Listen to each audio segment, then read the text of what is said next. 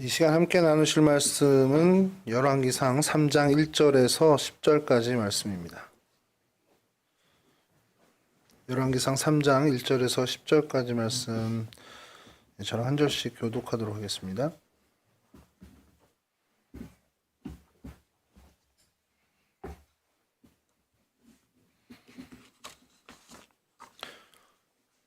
솔로몬이 애굽의 왕 바로와 더불어 혼인 관계를 맺어 그의 딸을 맞이하고 다윗성에 데려다가 두고 자기의 왕궁과 여호와의 성전과 예루살렘 주위의 성의 공사가 끝나기를 기다리니라.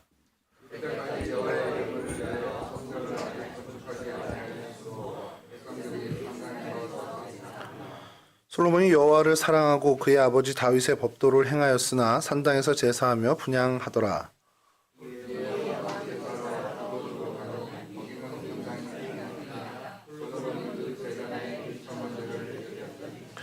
기브온에서 밤에 여호와께서 솔로몬의 꿈에 나타나시니라. 하나님이 이르시되 내가 네게 무엇을 줄고 너는 구하라.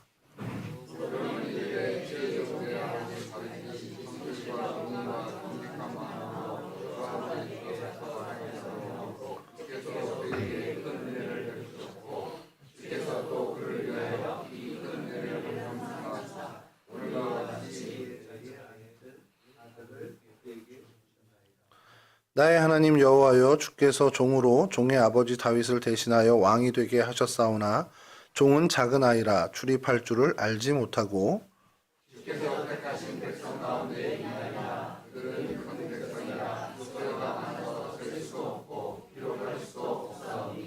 누가 주의 이 많은 백성을 재판할 수 있사오리이까. 듣는 마음을 종에게 주사 주의 백성을 재판하여 선악을 분별하게 하옵소서.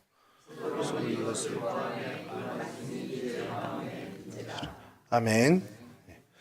예, 오늘 저희가 살펴볼 장소는 기브온이라는 곳입니다. 굉장히 헷갈리는 이름이 기브와 기브온 이렇게 많이 있는데요. 기브온이란 뜻은 그 산에 속해 있다, 그러니까 높은 곳에 있는 도시다 이런 뜻이고, 우리말로 하면은 뭐 산촌 정도 이렇게 되겠죠. 뭐 산골짜기 산촌 정도 되는 그런 뜻을 갖고 있는 단어입니다. 산 속의 도시, 언덕 위의 도시, 높은 곳의 도시 이런 곳이고, 원래 이 땅은 가나안 원주민 중에 히위 사람들이 거주하던 곳이에요. 히위 족속 중에 이제 기브온 사람들인데, 여러분 잘 아시겠지만 여호수아가 이 가나안 점령하던 당시에 이 기브온 사람들과 굉장히 큰 에피소드가 하나 좀 생기게 됩니다. 여호수아 10장 1절에서 2절인데요. 이걸 좀 읽어드릴게요. 여호수아 10장 1절에서 2절입니다. 그때 여호수아가 아이를 빼앗아 진멸하되 여리고와 그 왕에게 행한 것 같이 아이와 그 왕에게 행한 것과 또 기브온 주민이 이스라엘과 화친하여 그 중에 있다 함을 예루살렘 왕 아도니 세덱이 듣고 크게 두려워하였으니 이는 기브온은 왕도와 같은 큰 성이며 아이보다 크고 그 사람들은 다 강함이라. 화친을 했다는 겁니다. 기브온 사람하고 여호수아와 화친을 하게 되고, 뭐 그건 좀 이따 잠깐 좀 설명을 드릴 텐데, 그렇게 된 일이, 화친하게 된 일이 예루살렘 왕으로 있었던 아도니 세덱이 볼 때 이게 큰 이제 두려운 일이 돼버린 거예요. 왜 그러냐면 이 기브온이라는 동네가 큰 왕도와 같은 성이라는 겁니다. 그러니까 이제 대도시라고, 당시의 대도시처럼 이제 여겨졌던 것이고, 그러면서 이제 비교하는 것은 여리고성 다음에 이스라엘 백성이 아이성에서 대패를 하고 다시 회개한 후에 아이성을 침공하잖아요. 그 아이성보다도 큰 성이었다라는 겁니다. 그리고 거기 있는 기브온 사람들은 다 강한 용사였다라는 거예요. 그러니까 기브온에 대한 설명이 사실 성경에서는 이 부분이 가장, 여호수아 10장에 가장 상세하게 나타내주고 있습니다. 기브온이라는 동네가 우리가 나중에 뭐 베냐민이 이렇게 지파 배분 받은 어떤 영역이다 뭐 그런 정도로 알고 있었는데, 여기가 굉장히 큰 성읍이었고 이 동네 사람들이 되게 강한 용사들이었고 또 이게 아이성보다도 큰 성이었구나, 뭐 여리고만은 안 해도 아이성보다는 좀 큰 성이었구나라는 것을 저희가 그 정보를 얻을 수 있는 곳이 여호수아 10장입니다. 그래서 이 기브온이라는 동네를 뭐 이름 뜻에서, 그리고 또 그들이 히위 족속이었던 중에 기브온 사람이라는 것도 좀 저희가 알고, 이제 또 알게 된 것은 큰 동네였던, 큰 성이었고 아이성보다도 크고 그 동네 사람들은 좀 강한 사람이었구나라는 겁니다. 어디 위치에 있느냐? 그럼 이 기브온이라는 곳이 어디냐? 그래서 제 그 위치 지도 사진을 좀 보여드릴 텐데요. 한번 띄워줘 보시죠. 이제는 대충 이제 여러분 아시겠죠? 이 사해를 딱 보면은 아 저기가 대충 어디겠구나. 사해 옆에 보면 예루살렘이 이렇게 검은 글씨로 좀 돼 있습니다. 그리고 저희 화살표 그 표시를 해놓은 것이 여기선 여러분 잘 안 보이시겠지만 네비 사무엘 국립공원이라고 돼 있어요. 이게 이제 오늘날의 구글 지도라 보니까 이렇게 되는데 저 자리가 바로 기브온 자리입니다. 그럼 네비 사무엘 그러니까 뭔가 좀 딱 촉이 오시죠. 아 이게 저희가 사무엘하고 좀 관련이 있는 동네인가 보다. 이렇게 생각을 하실 텐데 이 네비 이제 아랍어로는 네비 또 히브리 말로는 나비 이렇게 해서 선지자라는 뜻을 갖고 있습니다. 그래서 선지자 사무엘 국립공원이에요. 왜 국립공원 이름이 사무엘일까요? 그럼 추측이 가능하죠. 사무엘의 무덤이 저기 있다고 전승으로 내려오고 있고요. 실제로 그곳에 사무엘 무덤 교회가 있습니다. 그거 이제 좀 이따 좀 볼 텐데요. 여하튼 이런 도시입니다. 이게 요 위치는 좀 여러분 잘 기억해 주시면 좋은 게 이따 사진 하나 좀 보여드릴 텐데 이따가 좀 나경원 전사님의 도움을 좀 제가 받아야 돼요. 그 사진 마지막 사진이요 전사님 마지막 사진을 PPT에 넣지 마시고 따로 실행해서 좀 확대할 수 있게끔 픽셀이 되게 좋은 거라 볼 수 있습니다. 그래서 여하튼 좀 천천히 준비해 주세요. 이제 성경 안에서 이 기분이 어떻게 좀 등장하는지를 좀 먼저 살펴볼 텐데요. 아까 처음에 말씀드린 것처럼 이 사람들이 굉장히 지혜로운 사람들이었습니다.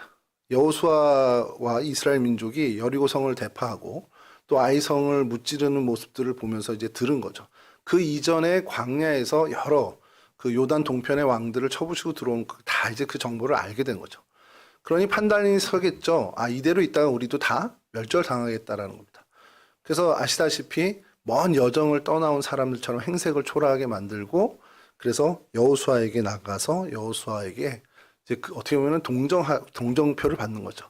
그래서 긍휼히 여김을 받아서 불가침 조약을 서로 맺게 돼요. 이제 여호수아의 거기서의 실수는 하나님께 묻지 않고 그냥 이렇게 불가침 조약을 맺게 된 거죠. 자, 그래서 그 사건이 두고두고 이스라엘 백성들에게 이 기브온 사람들이 남게 되는데 여호수아 9장 26절에서 27절을 읽어드리면요.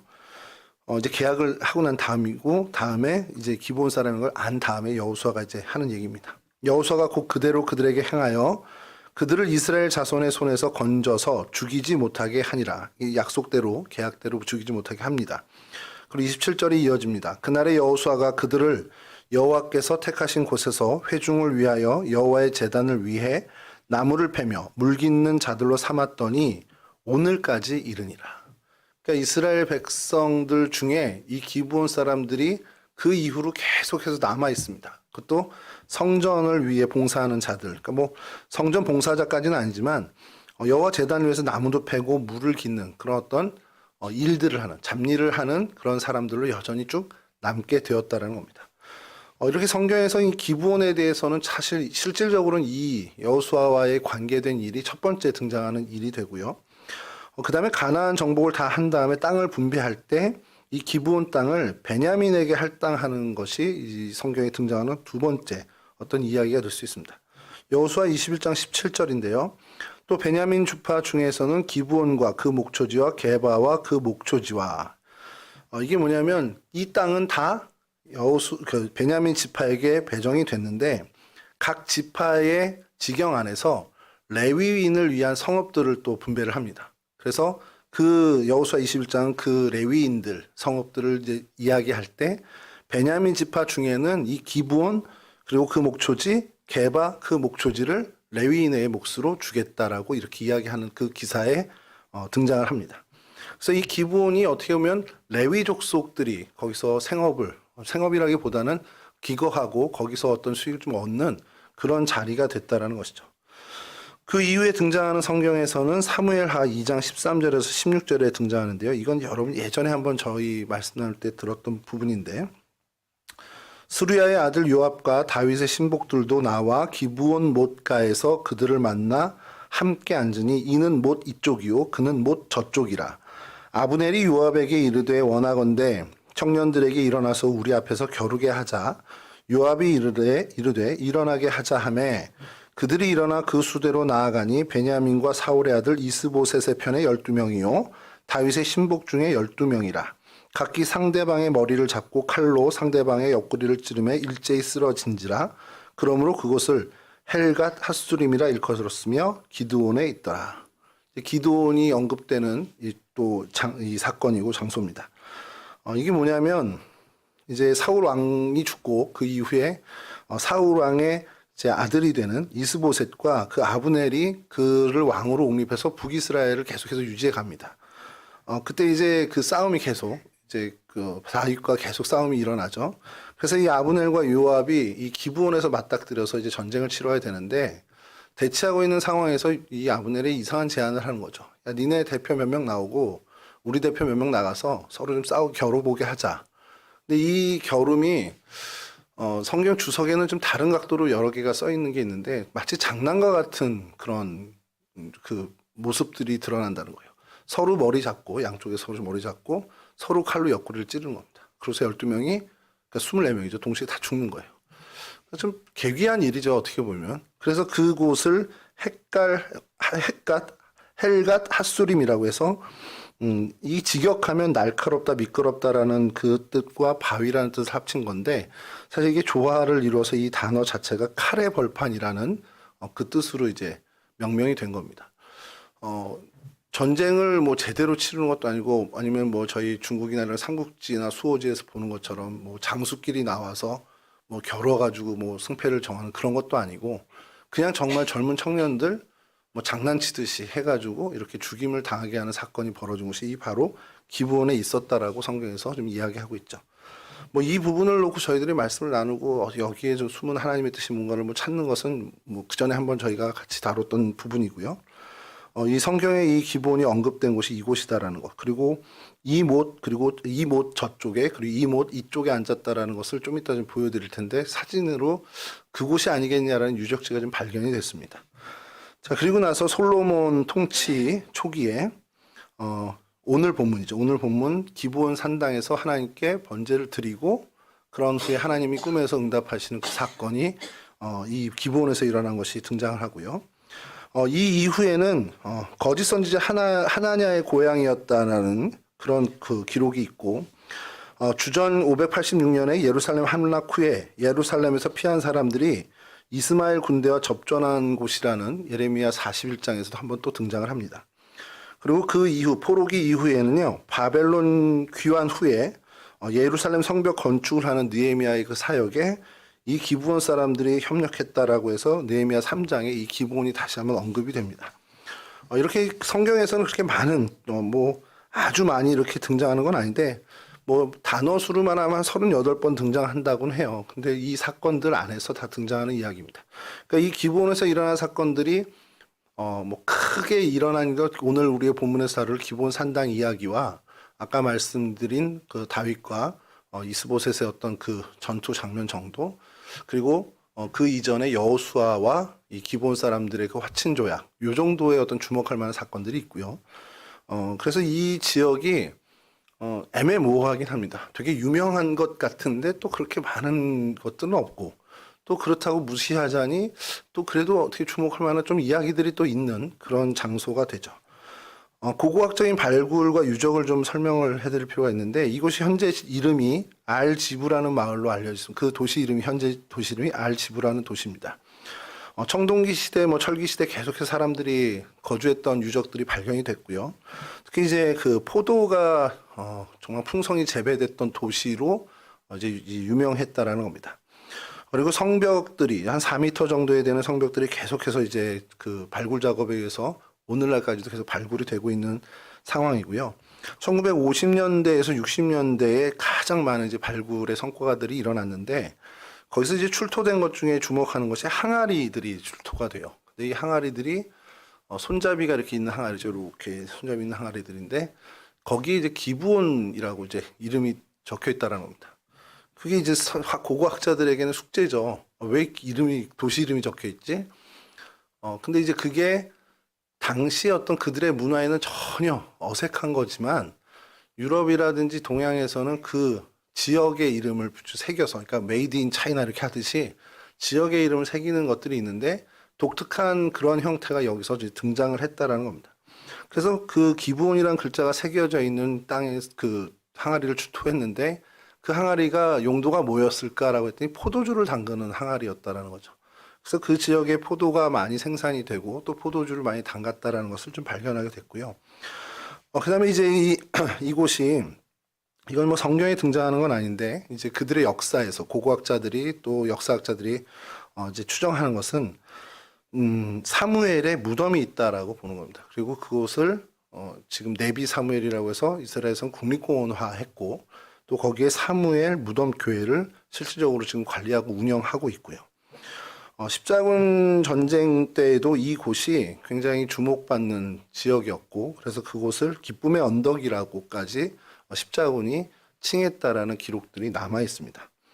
이 네비 사무엘 이것을 좀 저희가 좀 볼 필요가 있는데 이게 예루살렘으로부터 북쪽 지금 아까 좀 전에 보셨던 지도 그만큼의 거리고 말이나 노새를 타고 이제 천천히 여정을 하면 3시간 정도면은 도착할 수 있는 그런 거리입니다. 그러니까 이게 아주 가까운 것도 아닌데 그렇다고 먼 거리도 아닌. 그러니까 솔로몬이 1000번제를 드리러 이렇게 왔을 때 1000번을 왔다 갔다 한 건 분명히 아니라는 겁니다.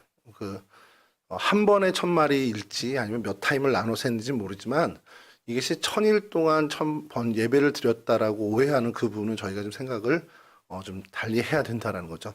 이게 한꺼번에 1000마리까지는 모르겠습니다만 고고학자들이 이 산당이 어마어마하게 큰 규모였다라는 것을 이야기하고 그래서 정말 뭐 수백 마리씩 몇 차례에 걸쳐서 했을지 아니면 1000마리를 동시에 했을지 모르지만 그 대규모의 어떤 그 번제가 이루어졌다라고 고고학자들, 성경학자들이 이야기하고 있습니다. 그래서 이 지역을 그 산당의 규모를 좀 파악하기 위해서 고고학자들이 많이 발굴의 노력을 했는데요. 그러면서 이제 발굴된 것이 아까 제가 말씀드렸던 그 이스보셋의 12명과 다윗 편의 12명이 웅덩이 이곳 그리고 웅덩이 저곳에 이렇게 대치하고 있었던 그곳이라고 추정하는 웅덩이가 발견됐는데 그러니까 헬갓 핫수림이라고 이제 이 고고학자들은 이제 추정을 하는 겁니다. 이거 확인된 건 아니고 추정인데요. 사진 좀 보여주시죠. 그 웅덩이 사진이요. 이게 규모가요. 폭이 12m 정도 되고 깊이는 24m가 된답니다. 저는 처음에 이 사진을 본 게 아니고 다음 사진을 보여주세요. 이 사진을 먼저 봤어요. 그냥 쭉 웅덩이인 거예요. 그래서 야 여기서 어떻게 물을 길어 먹어? 그랬더니 바로 다시 앞 사진. 옆에 계단이 있는 겁니다. 그래서 물이 차오르는 그만큼 계단을 타고 내려가서 물이 이제 저 밑에 있으면 저 계단 끝까지 가는 거고요. 물이 많이 차오르면 계단 몇 계단만 내려가도 물이 있겠죠. 이렇게 해서 물을 건져 먹었다라는 거예요. 근데 이게 바위, 큰 하나의 덩어리 바위를 파낸 거랍니다. 안 놀라우세요? 오늘날에도 저 정도는 못할 것 같다는 생각이 드는데. 그래서 다음 사진 보여주시고, 그 다음 사진 보여주시면 이제 한 사람이 이제 들어가서 사진을 찍은 거고요. 보이시죠? 다음 사진 좀 보여주시죠. 요건 뭐냐면, 이 물 웅덩이가 발견이 됐는데, 이 물 웅덩이 근처에서 이제 떠다 하는 것도 뭐 떠다가 이렇게 길어다가 우리 우물 기르듯이 가져가면 좋은데 이제 사람들이 이제 머리가 좋다 보니까 수로를 만든 거예요. 그래서 터널 같이 만들어서 웅덩이에서 그쪽 터널에다 부으면 그게 이제 그 원하는 장소까지 가게끔 그런 터널을 만든 것이 발견이 되었습니다. 그러니까 이 동네가 오래된 동네잖아요. 여호수아 때부터도 있던 동네고 그때도 큰 성읍이었고 어떻게 보면 아이성보다도 컸던 도시인데 그렇게 오래 전부터 사람들이 살다 보니까 이런 어떤 도시 발전이 사실은 좀 이루어진 도시였겠구나라는 것을 고고학자들이 이야기하는 거죠. 자, 이게 아까 말씀드린 헬갓 핫수림 그 곳이라고 이제 성경학자들은 추정을 하고 있습니다. 하고 있지만 뭐 그거는 확인된 건 아니고요. 그리고 그곳에서 아까 말씀드린 것처럼 기브온이라고 이름 새겨진 항아리들이 발견됐고 다음 사진 보여주시면 이 항아리들이 출토된 곳인데 이게 다 항아리들이 포도주를 담그면서 저장됐던 그런 굴로 이제 성경학자들 그리고 고고학자들은 그렇게 그리고 추정하고 있습니다. 그래서 포도주의 생산량은 굉장히 많았던 기록들이 좀 있고요. 그리고 그 포도주를 인근의 나라에까지 수출을 했다라는 기록도 있다라는 것이 이제 고고학자들의 이야기입니다. 자, 그리고 난 다음에 이제 저희가 봐야 할 것이 사무엘의 무덤이 있었다라는 사무엘 무덤 국립공원의 사진인데 이 사진 보여주시면 이게 사무엘 무덤 교회입니다. 그리고 저 밑에 가면 사무엘의 무덤, 그러니까 가무덤이라고 해서 이제 만들어낸 모형이죠. 그런 것들도 있다고 하는데 그 사진은 뭐 그렇게 크다 뭐 이렇게 좀 뭐 볼만한 주목할 만한 것은 아니어서 근데 요게 문제가 아니라 이 사무엘의 무덤이고 그럼 이 인근이 기브온 산당이 있었다고 저희가 여기는 거잖아요. 그래서 이 고고학자들이 발굴해낸 기브온 산당의 유적지가 다음 사진 보여주시면 이렇게 있습니다. 그래서 이게 산당 자체일지는 아니겠지만 산당 주변에 어쨌든 기거하는 시설이라든지 거기에서 봉사하는 사람들의 자리라든지 그런 주변 시설물들 그런 것들이 다 포함된 것이라고 보고 있고 그래서 이 규모가 어마어마하다라는 것. 그래서 성경에서 오늘 본문에도 나왔지만 큰 산당이었고 1000마리의 어떤 1000번의 제사를 동시에 할 수 있는 동시까지는 아니더라도 몇 차례 나누어 있지만 대규모의 어떤 그 제사를 한꺼번에 할 수 있는 그런 규모였겠구나라는 것을 추정하게 된 근거가 되는 유적지가 됩니다. 자, 근데 여기서 제가 이제 좀 살피다가 지난주부터 좀 주보에 이렇게 기브온이라고 해놓고는 전에 있었던 사진들 또 하고 몇 년 전에 이제 그 친구가 성지순례 갖다 보내준 사진들 이런 거 다 보다가 요번에 어느 고마운 분이 블로그에 기가 막힌 걸 하나 올려놨더라고요. 그래서 요 사진 다음 사진 보여주시는데 나준선 요거를 PPT 말고요. 그냥 예 감사합니다. 이게 파노라마 사진이어서 확대를 해도 깨지지 않습니다. 일단은 픽셀을 좋게 해서 이게 그냥 작게 잠깐 조금 줄여서 한번 싹 옆으로 보여주시면 이게 사무엘 무덤 교회에서 주변을 이렇게 싹 찍은 거예요. 17장을 찍은 겁니다. 그래서 보시면 제일 확대요. 이제 제일 왼쪽을 확대해 주시면 네, 그렇습니다. 감사합니다. 글씨 보이게 간략 정리인데 여기가 베델이란 곳입니다. 이제 텍스트는 잘 안 보니까 말고 그 사진 정도만 베델이 보이고 그 아래쪽으로 가면 여기가 이제 기브온입니다. 이게 사무엘 무덤이고 아까 말씀드린 유적지가 발견된 산당의 위치가 되는 곳이 이렇게 보이는 거고요. 좀 이제 다시 오른쪽으로 가주시면 미스바가 보였죠? 미스바 그 사무엘이 대각성 운동을 했던 거 그리고 저 검은색 화살표는 라마 사무엘의 고향입니다. 그러니까 실제로 이렇게 보인대요. 그리고 또 오른쪽으로 더 가시면 그 박스 사진이 기브아입니다. 그러니까 사울 왕이 정권을 잡고 첫 번째 수도지가 된 곳, 그 도읍이 된 곳이 기브아인데 사울의 고향이기도 하죠. 그래서 그 기브아 그리고 밑으로 가면 놉당이라고 해서 제사장의 진설병을 먹었고 노베 제사장들이 이제 학살을 당한 그곳이고 그 너머로 이제 마지막 저쪽이 예루살렘이 이렇게 보일 정도로 한 10km 정도 9.8km니까 보일 거예요. 이렇게 보면은 맑은 날 잘 찍으면 뭘 얘기하냐면요. 이곳이 작은 동네이긴 한데 굉장히 많은 사건이 일어난 곳에 가까운 곳이라는 겁니다. 그래서 이곳에 올라가서 이제 사람들이 보면서 야 여기 가까이 뭐 놉당도 있고 라마도 있고 미스바도 있고 이렇게 이제 본다라는 거죠. 제가 이거를 지난주에 사진을 구해서 계속 이렇게 어떻게 보여드릴까 고민하고 막 하고 이제 뭐 여기서 막 쓰면서 엉뚱한 글을 하나 좀 거기서 보게 된 겁니다. 그 살피는 와중에 이걸 그냥 그대로 읽어드릴게요. 굉장히 좀 저에게는 좀 이게 좀 약간 그 굉장히 큰 새로운 마음을 좀 주게 된 것인데 그 글이 이렇게 얘기합니다. 베냐민 직역하면 오른손의 아들이다. 이 베냐민 출신의 사사 에웃을 설명하면 에웃은 왼손잡이라고 표시가 돼 있는데 이 이야기는 왼손 역시도 잘 쓰는 사람이었다라는 뜻이다. 그러니까 왼손을 잘 쓰는 사사였다고 성경에서 말하고 있다라는 것인데 왜 이런 이야기를 특별히 했을까라는 거예요. 그리고 왜 이들은 왼손을 잘 쓰게 되었을까 이렇게 얘기합니다.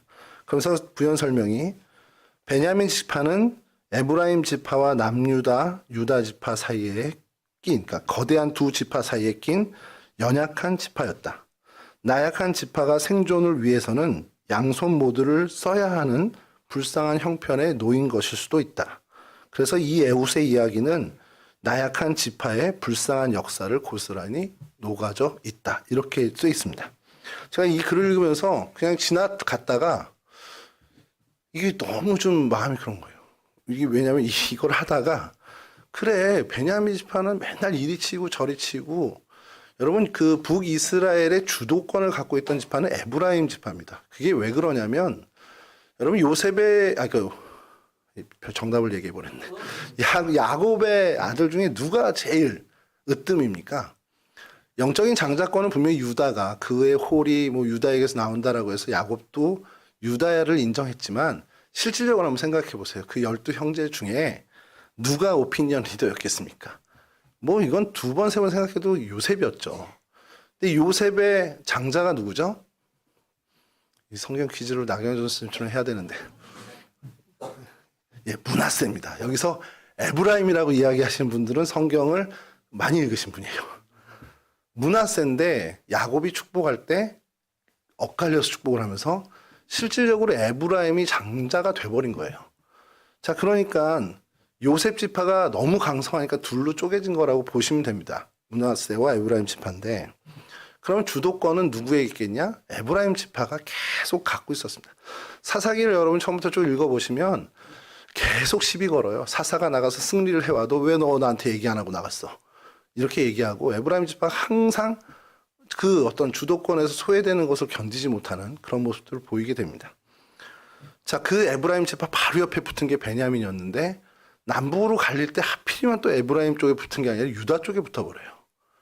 이게 참 공교롭죠. 어떻게 보면 혈육인데 요셉 지파가 어떻게 보면 더 하나인데 유다에 붙게 됩니다. 자, 그런 일들이 계속해서 사사기에 베냐민이 뭐 발음하는 거 있잖아요. 십볼렛 그 발음하는 거에서도 많은 피해를 당하고 사사기 마지막 부분에 갔을 때 그 레위 사람의 처를 욕보인 사건으로 인해서 어떻게 보면 베냐민 민족이 다 어떻게 멸절하는 지경까지 가는 위기까지도 가게 됩니다. 자, 그것을 한번 좀 볼게요. 사사기 20장 15절에서 16절인데요. 그때 그 성읍들로부터 나온 베냐민 자손의 수는 칼을 빼는 자가 모두 2만 6천 명이요. 그 외에 기브아 주민 중에 택한 자가 700명인데 이 모든 백성 중에서 택한 700명은 주목하십시오. 다 왼손잡이라. 물매로 돌을 던지면 조금도 틀림이 없는 자들이었더라. 그러니까 뭐 오른손을 못 쓰는 저희 오늘날의 왼손잡이라고 볼 수도 있지만 아까 그 글에 의하면 왼손 역시도 오른손만큼 잘 쓰는 사람들이었다는 것. 그만큼 양손을 잘 써야 살아남을 수 있는 이 사람들, 그런 생존의 현장에 있었던 정말 나약한 지파가 베냐민 지파였다는 것을 이 사사기 20장에서도 한 번 더 이야기를 하는 겁니다. 그러니까 우리가 충분히 이렇게 이야기한다면 그 관점에서 본다면 이들은 살아남기 위해서 내 왼손도 개발해야 되는 사람들입니다. 그러니까 그만큼 연약하고 나약한 지파예요. 자, 그러면 여러분 이 이스라엘 왕이 이제 사사 시대가 끝나면서 이 이스라엘 왕국에서 사사 시대가 종결되면서 새로운 탑 리더가 세워져야 되는, 왕정으로 들어갈 때 탑 리더가 이제 세워져야 됩니다. 그러면 어디서 나오는 게 가장 자연스럽습니까? 어느 지파에서 왕이 나오는 게?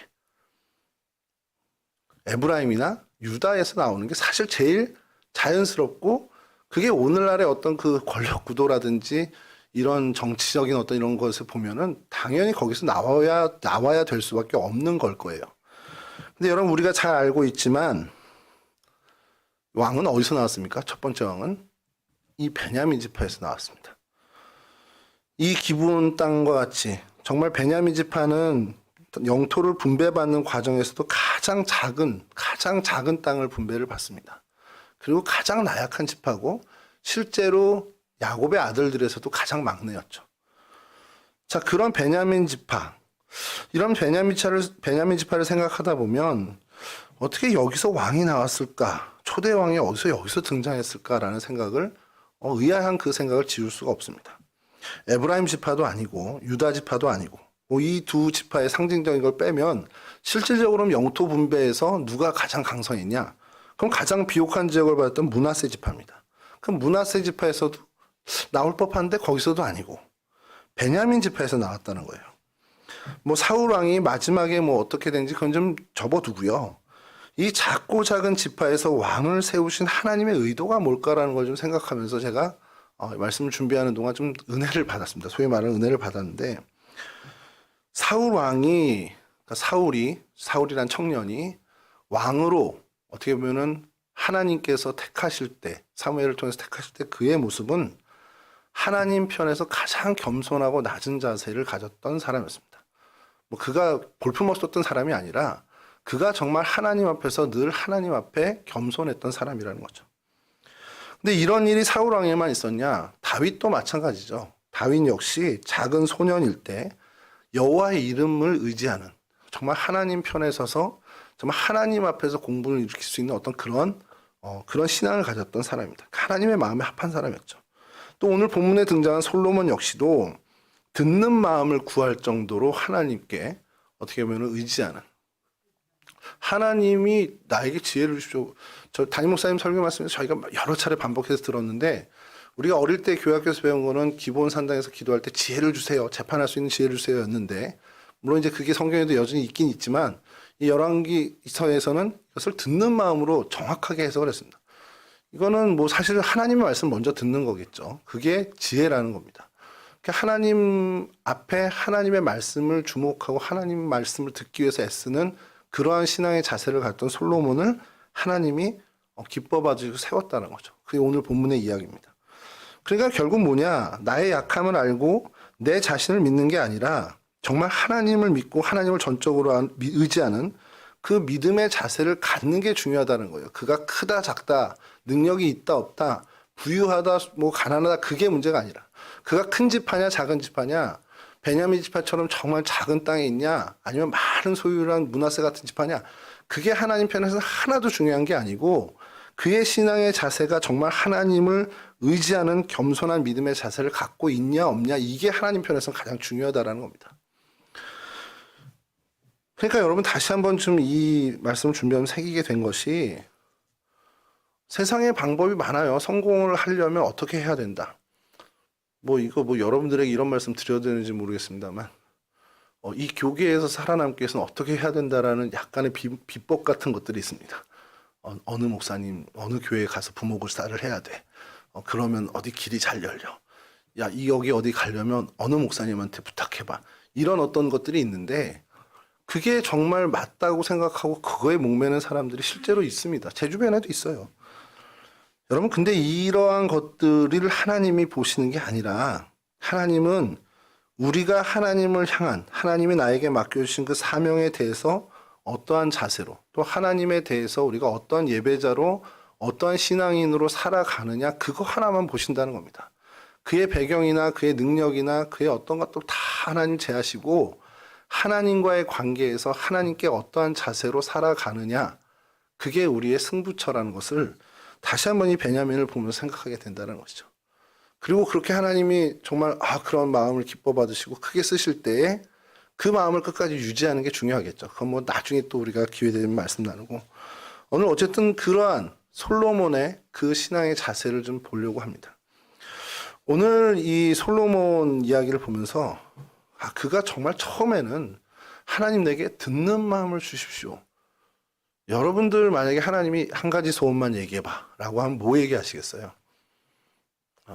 로또 번호? 이렇게 얘기하실 수도 있고, 평소에 꿈꾸든 이런 걸 얘기할 수도 있겠죠. 그러니까 이게 사실은 평소에 내가 바라던 게 나올 수밖에 없는데, 솔로몬이 평소에 바라던 건 결국엔 아버지 다윗 왕, 어마어마한 왕이었잖아요. 그의 어떤 후계자가 돼서 이 나라를 이끌어가는데 덜컥 겁이 난 겁니다. 그러니까 자신을 신뢰하지 못한 거죠. 그래서 이것이 그에게 가장 큰 기도 제목이었다는 거예요. 그러니 하나님이 물을 때 뭘 줄고 했을 때, 하나님 이들을 잘 이끌 수 있는, 그래서 하나님 말씀을 잘 듣는 마음을 주십시오. 그 지혜를 구하게 됐다는 겁니다. 그러니 하나님이 안 기뻐하시겠냐라는 거예요. 그래서 이 솔로몬을 이제 오늘 장소는 기브아, 사건은 이 일천번째 기브아 산당의 이야기를 나누려고 쭉 하는데, 이게 설교를 잘 준비하다가 딱 걸릴 때가 있습니다. 왜 걸렸냐면요, 앞전에 저희가 다윗성 했었잖아요. 다윗성 할 때 핵심이 뭡니까? 다윗이 하나님의 말씀을 너무 사모해서 그 법궤를, 그 오르난 타작마당에 있던 그 법궤를 어쨌든 가지고 들어오는 거잖아요.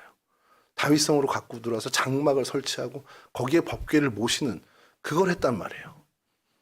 근데 왜 기브온 산당 가서 했을까? 이게 한번 딱 걸리고 나서는 계속 여기에서 어떻게 진전이 안 되는 겁니다. 근데 이렇게 고민하는 저에게 하나님이 답을 참 신실하게 주셔서, 여러분 생각해 보신 적 있어요? 왜 법궤가 이미 다윗성에 들어와 있고 다윗이 하나님의 법궤를 위해서 장막을 설치해서, 그러니까 성막을 설치해서 법궤를 모셨단 말이에요. 그리고 거기서 아삽의 후손들부터 해서 계속 찬양을 하게 하고 번제를 드리게끔 했습니다. 매일매일. 근데 왜 솔로몬이 느닷없이 그렇게 바로 옆에 하나님의 법궤가 있는 그 다윗의 장막이 아닌 기존 질서에 계속 있었겠지만 드려왔던 곳이겠지만 왜 기브온 산당에 가서 이런 번제를 드렸을까? 법궤가 있는 곳에서 드릴 법한데. 그래서 그 고민으로 계속 보다가 역대상 21장 18절에서 30절 말씀에서 좀 해답을 어느 정도 찾았습니다. 왜냐하면 이미 역대상 16장에 다윗의 장막이 설치되어 있었고 법궤는 들어왔어요. 근데 역대상 21장에서 이런 부분들이 있습니다. 보시면 이제 쭉 내용만 좀 보세요. 그 오르난에 가서 그 오르난 타작마당에 가서 제단을 쌓고 하는 하나님의 말씀이 이제 다윗에게 임합니다. 그래서 다윗이 인구 조사를 잘못해서 징벌을 받을 때 그것을 하나님 풀기 위해서 이제 제사를 드려야 되는 상황이었고요. 근데 오르난은 그냥 무료로 쓰라고 그러는 걸 다윗이 계속해서 아니다, 내가 값을 치러야 된다 그러면서 실갱이를 하는 장면이 26절까지 이어집니다. 그러면서 27절부터 좀 읽어보드릴게요. 여호와께서 천사를 명령하심에 그가 칼을 칼집에 꽂았더라. 그러니까 하나님이 재앙을 거두시는 겁니다. 그러면서 28절을 이렇게 이어져요. 이때에 다윗이 여호와께서 여부스 사람 오르난의 타작마당에서 응답하심을 보고 거기서 제사를 드렸으니 옛적에 모세가 광야에서 지은 여호와의 성막과 번제단이 그때의 기브온 산당에 있었으나 다윗이 여호와의 천사의 칼을 두려워하여 감히 그 앞에 가서 하나님께 묻지 못하더라. 그러니까 이게 뭐냐면요. 원래는 기브온 산당 가서 드리는 게 그때 당시에 저겁니다. 그러니까 제사의 어떤 그 정석이었죠. 근데 이 다윗이 천사의 칼을 두려워해요. 그러니까 하나님이 너무 두려워서 그 기브온 산당까지 가서는 제사를 못 드리겠는 거예요. 너무 큰 벌을 받을까봐. 그래서 선지자 갓이 그 마음을 하나님께 세열해서 갓을 통해서 너 그럼 거기 말고 아라우나라고도 하고 오르난이라고 하는 이 타작마당에 가서 그러면 번제단을 쌓고 회개해라. 이렇게 하나님 지시를 한 겁니다. 이 본문을 왜 제가 보게 되냐면 이게 결정적으로 다윗이 성전의 자리를 정하게 된 결정적 사건이에요. 그리고 이곳이 우리가 알고 있는 모리아산이었고 지금 성전산이라고 불리는 아브라함이 이삭을 바쳤다고도 한 전승으로 내려오는 그 산, 그리고 이제 성전이 있는 진짜 지금 오늘날의 성전이 있는 그 곳입니다. 자, 그 오르난 타작마당 이것을 이야기할 때 29절에 옛적에 모세가 광야에서 지은 여호와의 성막과 번제단이 그때 어디에 있었다고요? 기브온 산당에 있었다는 겁니다. 그러니까 다윗의 장막에 법궤가 있고 이것도 중요한데 실제로 그러니까 모세가 지었던 그 장막이 이스라엘 땅 어디에 있었냐? 기브온에 있었다는 겁니다. 그러니까 솔로몬이 하나님께 제사하고 하나님께 정말 뭔가 서원을 하기 위해서 하나님을 만나러 간다 그러면 그곳으로 가는 게 자연스러웠던 시절이라는 거예요. 그러니까 저는 이렇게 다윗 법궤가 여기 있고 심지어 이런 어떤 오르난 타작마당에서 다윗이 번제를 드렸던 그런 것들 다 이 예루살렘에 있는데 왜 그렇게 10km나 떨어진 기브온 산당에 갔을까? 이제 그게 사실은 좀 걸려서 설교 준비는 되게 어려웠단 말이에요. 근데 이것을 보면서 그래, 그거 이전에 하나님 앞에 원래 예배를 드리던 모세의 장막이 기브온에 있고 그 번제단이 거기 있으니까 당연히 거기 가는 게 맞겠지라는 해결을 좀 얻게 됩니다. 그래서 이 기브온 산당의 위치가 당시에 어느 정도였냐면 그냥 예루살렘 성전이 있기 전에는 그냥 기브온 산당이 그냥 하나님께 예배하는 곳이었다라고 그냥 우리가 생각하는 것이 맞다라는 거죠. 자, 그런 이제 이런 신앙적인 면이 있고 또 하나는 또 뭐가 있냐면요. 역대상 16장 39절인데 제사장 사독과 그의 형제 제사장들에게 기브온 산당에서 여호와의 성막 앞에 모시게 하여. 그러니까 이 사독 제사장이 있었고 다윗 당시에 아비아달 제사장 둘이 있었는데 이 사독 제사장은 기브온 산당을 담당했었고 아비아달은 이제 왕궁이 있는 예루살렘을 담당을 했었습니다. 자, 그러니까 사독 제사장은 이 기브온 산당에서 모세의 장막에서 계속해서 여호와께 번제를 드리는 임무라는 대제사장 역할을 계속했다라는 거죠. 근데 이 이후에 아비아달이 어떻게 되냐? 열왕기상 2장 26절에서 27절입니다. 이제 솔로몬 왕이 등극한 이유입니다. 왕이 제사장 아비아달에게 이르되 내 고향 아나돗으로 가라. 너는 마땅히 죽을 자이로되 네가 내 아버지 다윗 앞에서 주 여호와의 궤를 메었고 또 내 아버지가 모든 환난을 받을 때에 너도 환난을 받았은즉 내가 오늘 너를 죽이지 아니하노라 하고 아비아달을 쫓아내어 여호와의 제사장 직분을 파면하니 여호와께서 실로에서 엘리의 집에 대하여 하신 말씀을 응하게 함이더라. 아비아달은 파직됐습니다. 그럼 남은 제사장은 누구죠? 사독이죠. 사독은 말씀드린 대로 기본 산당에 있었습니다. 번제를 드리려고 할 때 아무리 왕이라고 해도 누가 필요합니까? 제사장이 필요하죠. 예, 그래서 제사장이 있는 기본 산당으로 갈 수밖에 없었던 어떤 또 이런 어떤 그 정치적인 부분의 문제도 엮여 있었다는 것이죠. 그러니까 기본 산당은 명실상부한 당시 그냥 하나님의 처소였습니다. 그러니까 솔로몬 성전이 지어지기 전에는 그냥 기브온 산당 자체가 오늘날의 성전과 같은 그러니까 하나님의 거처라고 봐도 무방할 정도의 그런 위상을 갖고 있었던 곳이고, 그래서 솔로몬은 이렇게 기브온 산당에 가서 하나님 앞에 어마어마한 규모의 제사를 예배를 드리게 된 거죠. 이 일천번제라고 저희들이 이야기하는 이것에 대해서 좀 더 우리가 주목을 해야 되는 것이, 솔로몬의 마음이 어떠했길래 이와 같은 대규모의 제사를 하나님께 드렸을까? 자신이 이만큼 가지고 있다, 나의 소유가 이 정도야라는 요즘 얘기하는 젊은 애들에게는 플렉스 하려고 이렇게 하는 것이 아니라는 겁니다. 그걸 좀 살펴보려고 하는데요. 솔로몬의 원래 이름이 있습니다. 원래 이름이라기보다 다른 이름이 있습니다. 그 이름이 뭐냐면 여디디아예요.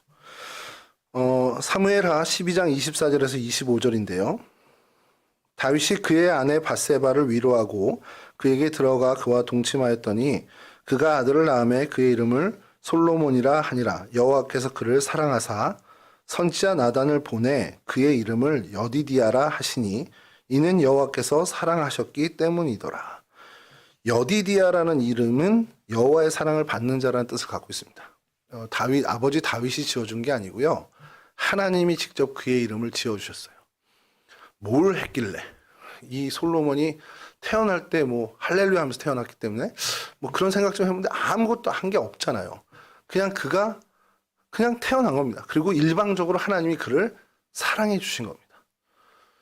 근데 여러분, 이 정말 일방적인 하나님의 사랑이 솔로몬에게만 주어진 걸까요? 저와 여러분들도 마찬가지죠.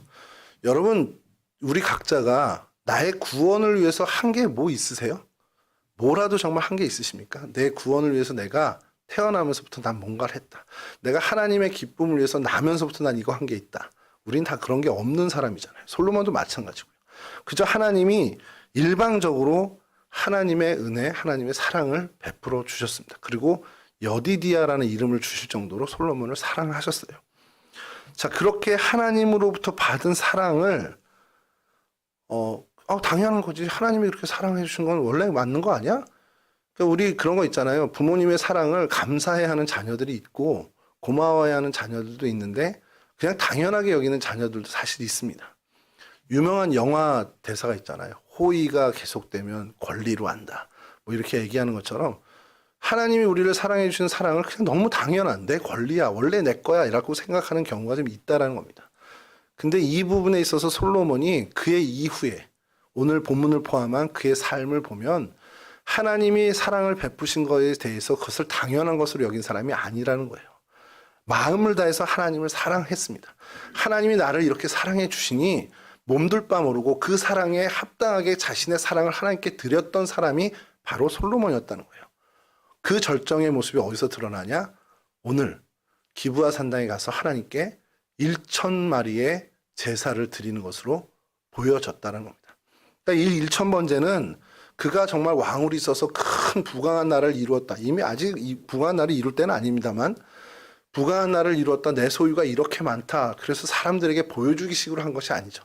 보여주기식으로 할 거면 사독제사장을 불러서 다윗의 장막에서 어떻게 보면 예루살렘에서 사는 게 훨씬 더 맞는 건데 그런 자세가 아니라 하나님이 나를 사랑하여 주셔서 그 많은 우여곡절 끝에 다윗의 후계자로 왕이 되게 하셨습니다. 그것 포함한 그의 인생 가운데 하나님이 주신 그 사랑을 기억해서 하나님이 나를 이렇게 사랑하셨으니 나도 마음과 성품을 다해 하나님 사랑합니다라는 걸 보여주는 그 절정이 바로 이 1,000번 제사라는 거예요. 말씀을 마치려고 하는데요.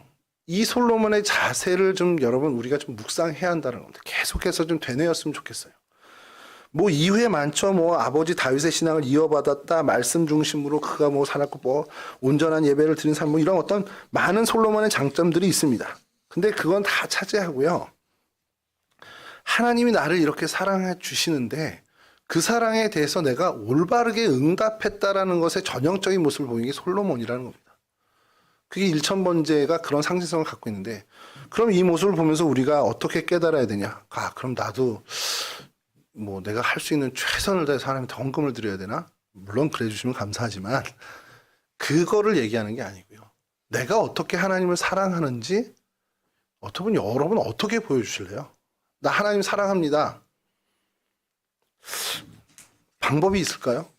하나님이 나를 사랑해 주셔서 그 사랑이 너무 벅차서 내가 생각해보고 지나 보니까 내 인생을 그 고비고비마다 그 매듭매듭마다 하나님이 나에게 해주신 그 놀라운 일들, 그 은혜들, 나를 이날 이때까지 이렇게 안정케 하시고 보호해 주시고 이끌어 주신 하나님의 은혜를 내가 기억하면서 내가 하나님께 어떻게 하나님께 기쁨을 드릴까? 어떻게 내가 이 사랑에 보답을 하지라고 고민하면 무엇을 먼저 해야 될지 여러분 떠오르지 않습니까? 예배자로 사는 겁니다. 진짜 예배자로 사는 겁니다.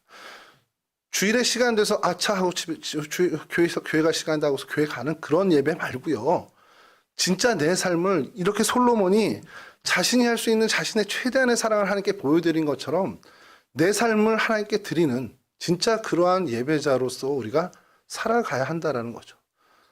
그 사랑이 벅차면 그렇게 하시고 난 뭐 하나님 사랑 그렇게 크지 않은데 하면 그냥 사셔도 되고요. 근데 우리가 가만히 묵상하고 하나님을 생각하면 하나님이 우리에게 주신 사랑, 하나님이 우리에게 베푸신 은혜가 얼마나 어마어마한 건지 우리가 느끼잖아요. 그러면 하나님 감사합니다. 그냥 주저앉아서 기도하는 그것을 그치는 것이 아니라 내가 하나님을 이렇게 사랑합니다. 마치 솔로몬이 그가 할 수 있는 최대한으로 하나님을 사랑하는 것을 보였듯이 우리의 삶을 통해서 하나님을 예배함으로 우리의 모든 인생과 우리의 모든 순간과 우리의 모든 시간을 하나님께 정말 집중하는 하나님께 예배자로서의 삶을 사는 것으로 우리가 하나님께 드려야 되지 않겠냐라는 거죠. 사실 이 기브아 산당의 이 솔로몬의 일천번제의 사건을 보면서 우리가 정말 다시 한번 다 가다듬어야 하는 것은 내가 하나님 앞에 어떻게 나의 사랑을 보여드릴까? 내가 하나님을 사랑하는데 어떤 모습으로 하나님 앞에 나아갈까? 어떤 예배자로서 하나님 앞에 신령과 진정으로 예배드리는 사람을 그런 삶을 살아야 할까를 고민하면서 그 일에 최선을 다하는 그러한 하나님의 백성으로 살아야 한다는 사실입니다. 바라기는요, 정말 여러분 모두 여디디아, 하나님의 사랑을 받은 사람다운 삶을 살아가실 수 있기를 간절히 바랍니다. 그 사랑을 받은 사람들답게 하나님을 사랑하는 데 있어서도 정말 승한 인생들이 되실 수 있기를 주의 이름으로 축원합니다. 그렇게 하나님의 사랑을 받고 하나님을 사랑하는 데에도 앞선 인생이 돼서 하나님께서 우리 각자를 통해서 이루실 그 놀라운 뜻이 온전히 이루어지는 것을 목격하며 살아가는 그 행복 속에 거하는 은혜를 누리는 이 은혜의 주인공들이 되실 수 있기를 주님의 이름으로 간절히 축원합니다. 우리 찬송하시고 주님 가르쳐 주신 기도 마치도록 하겠습니다. 찬송가 315장입니다.